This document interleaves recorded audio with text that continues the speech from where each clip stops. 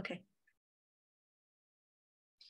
Hello, and welcome to the Vibrant MD podcast, where we talk about weight loss, women's health, and food.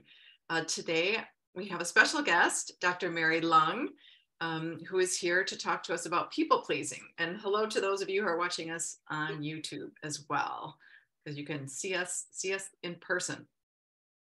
So Dr. Leung is an oncologist, but also a physician life coach. So Dr. Mary, can you please tell the audience about yourself and what you do? Yes, so nice to be here, and thank you so much for having me today. So I'm Mary Leung, and I am a full-time hematologist oncologist, and I am also a certified life coach for physicians. So how I came about doing this is because I was really stressed, overwhelmed, and burned out with going home late at night. And I was mainly doing patient documentations, and I couldn't finish it up at work. So I brought the work home. I was trying to really juggle between my life outside of work with younger kids at that time, to be able to spend a little bit of time with them and finish my notes. And it was just a very difficult situation. I wasn't happy. I was just not feeling like that was the life that I wanted. I wouldn't say that I really binge eat to the point that I gained a lot of weight, but I did eat a lot of junk food at that time. And of course, we're going to talk a little bit more about this topic in a second. And I think that I found comfort in just eating the junk food. And sometimes when I was stressed, I would just be eating and doing, my chart at the same time. So just fast forward to me being introduced to life coaching, and that just transformed my life in general. With coaching, I was able to cut down my charting time to now consistently going home instead of after 7 and still had work to do.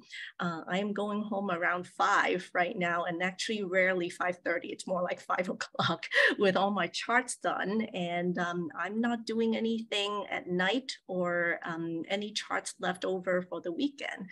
So now I am able to really enjoy life more and enjoy medicine again, because that's what I wanted, is to help patients the way that I want and not being a charting machine. So because of that, I'm taking better care of myself. I'm also eating better. Not to say that I don't eat any junk food at times, but I'm not using that as my way of seeking comfort. It's just sometimes I just feel like eating it, but I also eat it in moderation, just to satisfy my palate a little bit at times. Nice.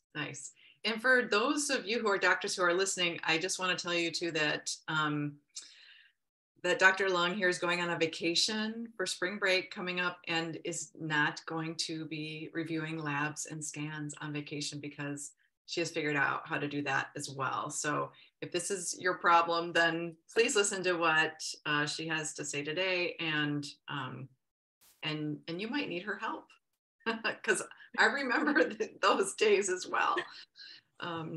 So today we're talking about people pleasing, and why this comes up is it's a problem for professional women, who is most of our audience, both at work and at home, or sometimes it's only at work or only in our personal relationships, but it can pop up for sure. And I find that my clients oftentimes will kind of eat the stress and resentment that is the result of people pleasing. And as you know, I really work to help people not eat their feelings, and eating resentment and eating stress are signs that we need to look at where that resentment and stress is coming from. So Dr. Mary, can you please tell us, what is people pleasing? So People pleasing is basically that you're doing something you think it's nice, and you doing something according to someone else's will. And I think the main goal is to seek approval from that other person. So, it may not be something that you want to do if, with your own will, but it is because your main goal is for the other person to say yes, or to like you, or to really accept you in their crowd, for example. And that's the main goal of you doing that certain thing or task. Great. And how does this show up at work? What kinds of things? Can you give us some examples when this happens at work? Yeah, sure. So, for example, if someone asks you if you could do this thing, and this thing, for example, is outside of the scope of your work description, and you're not being paid, extra for that job or task, and you're expected to work after hours, and then you said yes because you just wanted your boss or your colleagues to think that you're in the in crowd, that you're kind of like just playing with everyone else, be in the team. So you said yes even though you didn't really want to do so. So that's one example of people pleasing. The other one is actually, say, for example, if you're in a dinner function, for example, Mhm. and then you're sitting at a table with all your colleagues, maybe your superiors are there too, and then everyone is taking turn to order their food, and and then so you see that everyone is ordering these big meals, 3 course, with a lot of meat, and like different things that you normally don't eat. For like, say you're more Mhm. of a mainly plant-based person, not a strict vegetarian or vegan or anything like that, but and you normally probably just eat you know a third of the food that what normal what other people are ordering. But because you feel like, oh, you want to be accepted, you may be actually ordering the same amount of food as everyone else. Yeah, that does get hard, the pressure. I find it interesting too that um, people pleasing tends to hurt us, but mostly it's people who are thinking, I'm trying to be nice, to these other Mhm. people, or I'm trying to be a good team player at work, um, and they get taken advantage of. Yeah. Yeah, and I think sometimes because of that, when your colleagues or coworkers ask you, what your opinion is, sometimes you may not say it. And sometimes you'll be like, oh, it's up to you guys. I can do either way. But sometimes that kind of hurts you in a sense that because, without a decision, you may not be going anywhere, or your team may not be going anywhere because no one can make a decision. Right. And sometimes you think you're being nice, like, well, I'm easygoing, whatever you guys think. But the rest of the people in the room are actually thinking that you are hard to work with because you don't state what you think, what your needs are, your opinion. And it doesn't mean you have to be mean about it, but oftentimes at work when someone has asked you that, I think they actually want to know what you think or what your opinion is. Does that make sense? I agree. I agree. And I think that it's okay to say what you want. And it's of course it depends on how you say it. I think if you say it in a nice and firm way, it's not going to be usually not going to be received in a bad way, especially if they're expecting an answer from you. Right. And sometimes you can even, I think, present things in a way that is, um, still works for a group decision. Like they can ask you your opinion and you can say, well, I would propose we do it this way. which is very collaborative, right? Because then when someone proposes something, then it's easy for someone else to propose something as well. It's not like we have to do it this way, you know, my way is the only way. You know, you can bring up some ideas, and it might bring up some other ideas from somebody else as well in the group. Right. And I think, when you bring up the idea, say if it's in the office setting, you can say, hey, I, came up with this idea that may improve the workflow, for example, Mhm. and that's not something that has suggested before. So I think, no matter what the opinion is, there are going to be some naysayers, there are going to be some people who agree and some people who disagree. And I think that's okay. But at least to get a sense of, what it is, and people get a sense of who you are and where you stand. And as you said, Dr. Heather, that by doing that, then people know who you truly are. And I think in general, we like to work with people who are true to themselves. Yes. Yeah, I totally agree. So, how do we state our needs at work if we're being asked to do something that seems like free work or outside the schedule, way outside the schedule, or, how do we do that?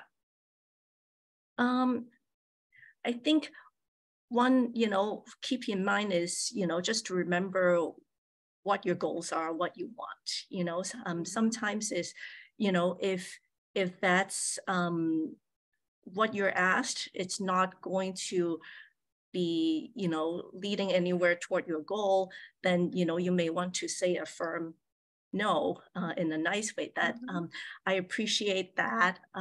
However, this is really outside the scope of my work, and I do have other commitments, after hours, something like that, Right, right. and I think, you know, then your boss or your superior can usually work something out, because they too well know that what is inside your work description.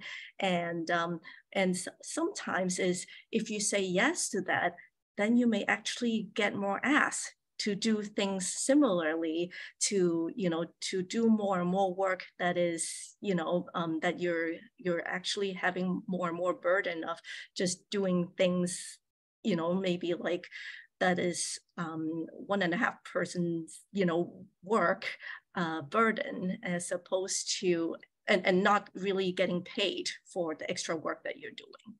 Right, right. I used to work for a doctor. He owned the practice, and he would say, well, how about if you do this on Wednesday? And Wednesday was a day I was home with my little kids, and we didn't have any childcare on Mm. that day. And I just would say, I'm not available. I remember saying to him, I'm not available on Wednesdays. And he said, well, what are you doing?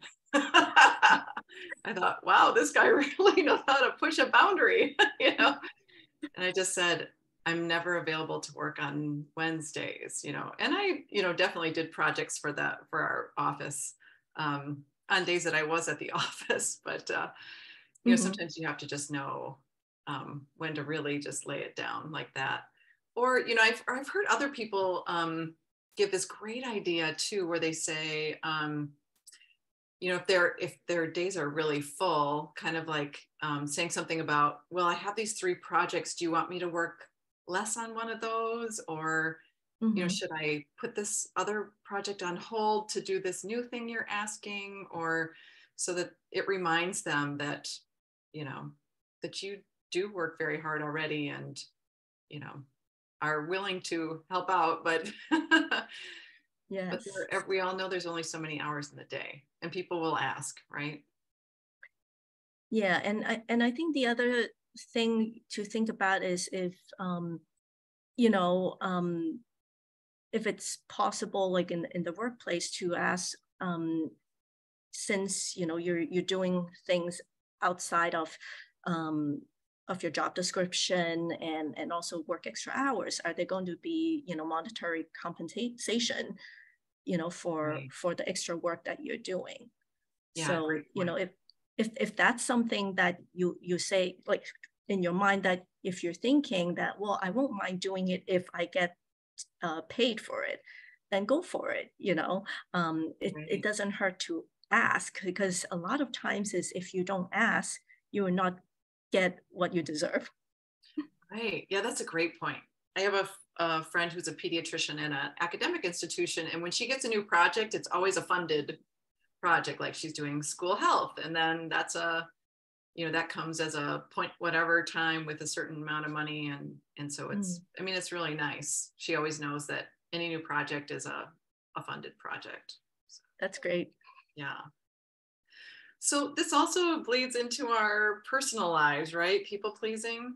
Um, and I just want to tell this story about one of my clients who is a tennis player, a competitive tennis player. And she said that for years they had this one person in the group who was not good about making the schedule, and they would just kind of leave her alone about it. And are you going to show up on Tuesday afternoon or not? And she said it was just really people pleasing and not wanting to be mean and not wanting to push. And but then this woman would frequently back out at the last minute, not have a sub. And she said that she just resented this for a good year. And then when she noticed that it was people pleasing, she started to just say, okay, because they had a setup for this already. You know, it was Sunday. We need to know who's playing. We need everyone to say whether or not they're playing on Tuesday today. And if you're not playing, you need to get your own sub. And she said it actually just completely fixed everything. No one was mad. That person was not mad at her. The group was happier because the schedule was not last minute. So she was trying to be nice, but in being nice, actually, everyone was less happy. And once Hmm. she was just really clear about what the needs were for the group, then everyone was happier. It's kind of amazing, isn't it? Yeah, and I think that applies to really, you have to truly examine yourself, like what your needs for yourself are, what your values stand. And because the thing is, when you're trying to please someone else, a lot of times is you're not doing things according to your will. And because you're thinking that, oh, I'm just going to do this okay, so to make that person happy, or to make the team happy. And by doing something that you don't exactly want to do, is you put a lot of stress and on Mm-hmm. you. And with the stress, you're probably feeling anxious about things. You don't get to really enjoy things that you normally do. And with all that, it's like, our bodies always want to seek pleasure, right? Mm-hmm. And so by doing that, rather than looking within to seek the joy, the content, and all, you're going for external resources to do that. And that's why some people, they binge eat, and they want to find the comfort in eating, I don't know, comfort food or junk food or whatever thing that you're doing to overeat more than your body needs. Right. And actually, this tennis player told me that she would definitely eat to buffer away that feeling of resentment that Mm-hmm. she'd have, once a month. So she's so relieved to, be able to fix the emotional piece and to not have to eat those, feel like she has to eat those feelings. I think sometimes too, we worry that we're being selfish, and that's, Mm-hmm. and that's plays into the people pleasing. And maybe you've been told as a child that you were selfish when you followed your own needs. And I don't know, Dr. Mary, do you have anything to say about that? Oh, sure. I think when I was growing up, I was told to, think of others first. And, kind of, I think that um, I took that with me to adult and to being an attending physician. And I Mm-hmm. think that translated to that I would take care of my patients first, meet their needs. And me would be the last thing to be worrying about. Yeah. And I think that kind of translates to that I wasn't really, looking into what I needed. And was just really seeking to make sure that my patients were taken care of. And I think that even not so much with the people pleasing part is I neglected myself, and I neglected to take good care of myself. And and that stress and the draining energy and all that just meant that I actually ended up not really taking great care of my patients. I mean, they still, received the care that they needed, but I wasn't feeling fully present, and I wasn't really having the true human connection, with the Mhm. patients as much as now that, I'm able to just really be intentionally living the way that I want to, and managing my time, managing to be healthier, trying to sleep more. That's a part that I still have to work on. But at least the food part is, I'm not dieting, but I'm consciously, eating healthier Mhm. because I'm thinking that, well, I want to be healthy to be a good example for my patients. Yeah. And so I think by taking care of myself, which is not a selfish thing to do, because I want to be taking good care of myself to take great care of my patients. So I always say, we can't give what we don't have. So if we don't have the energy physically, we don't have the mental capacity to, that we recharge to do that, then, how can we take good care of our patients, and how can we, really connect with them emotionally and spiritually? That is beautiful. I just love that. I mean, I think that medical training, pushes that self-sacrifice mode. And part of it is, the hours available at the time of that. But then it moves into our regular jobs. But we are not the only ones, right? Mm-hmm. Lawyers, people in business. I work with all these professional women, and many of them have kind of gotten on that same path. And you have just said that actually your patients, your clients, your team members are better off if you take care of yourself. That's Yeah. beautiful. Yeah. And I think just, you by not people pleasing, not, the your main goal is not to seek others' approval, doesn't mean that you're mean. It just means that you're, stating who you are, and be aware that you're sharing with other people who you truly are. Sometimes it may not be comfortable to do that, and I think that it is okay. We're not expected to be happy, go, all rainbows and daisies Right. all the time, because we have positive and negative emotions. We have things happening, good things happening to us, and things kind of like unexpected, in a bad way, happening to us too. But I think in all things we can learn from that, and even with the people pleasing Mhm. skills to avoid, then we can see that, oh, am I, examine ourselves, am I doing this because I really want to, or is it's my main gain is to say for my boss to like me. Right. Right.